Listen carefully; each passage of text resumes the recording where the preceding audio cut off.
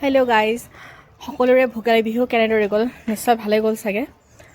আজি আমাৰ ঘৰত পেহা আৰু পেহীক ভাত খাবলৈ মাতিছে, গতিকে কি কি বনোৱা হয় কি হয় সৰুকৈ ব্লগ এটা মই দিম বুলি ভাবিছোঁ, ব'লক চাব।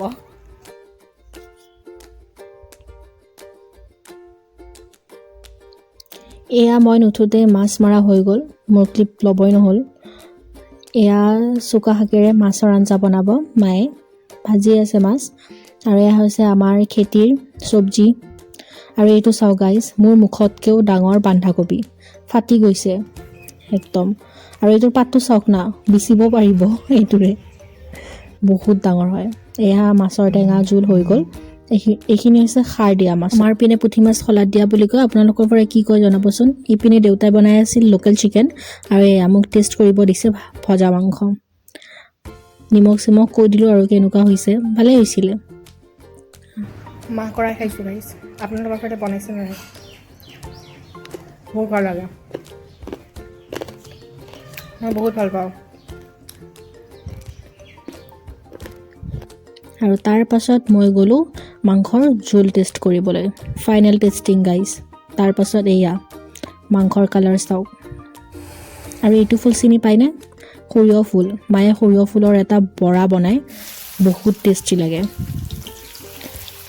জাষ্ট বেচনেৰে আৰু অলপ পিঠাগুড়িৰে এনেকৈ সানি দি দিলে হ'ল। আৰু এইপিনে এইজনী হৈছে আমাৰ পেহী, আৰু পেহী আৰু মায়ে কথা পাতি আছিলে বনাই বনাই। আৰু এয়া মই, হৈ গ'ল আমাৰ পকৰি আৰু ভাজি। মা আৰু পেহী কথা পাতি ভাজিয়ে আছে, আৰু এইয়া মাজতে মই ভাবিলোঁ এটা খাই চাওঁ সিহঁতে কথা পাতি থাকোঁতেই।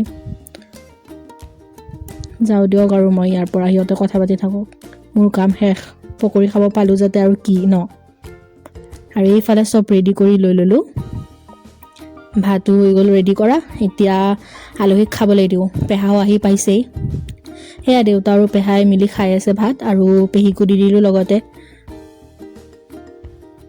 চ' সিহঁতৰ পৰা ভাবিছিলোঁ ৰিভিউটো ল'ম, কিন্তু পেহাই অকণমান লাজ কৰে গাইজ। এয়া জয়ক দেখিছে, মাছ মাছ পাৰছা কেনে লাগছে খাই?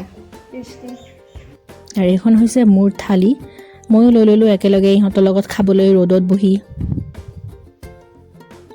চ' এতিয়া মোৰ টেষ্টিঙৰ পাল। সঁচাকৈ ভাল হৈছিলে গাইজ আজি খাবলৈ, বহুত ভাল হৈছিলে। আৰু বিশেষকৈ টেঙাৰ আঞ্জাখন, মাছৰ টেঙাখন বহুত ভাল হৈছিলে। এতিয়া মই খাওঁ, আপোনালোকে ব্লগটো চাওক, বাই।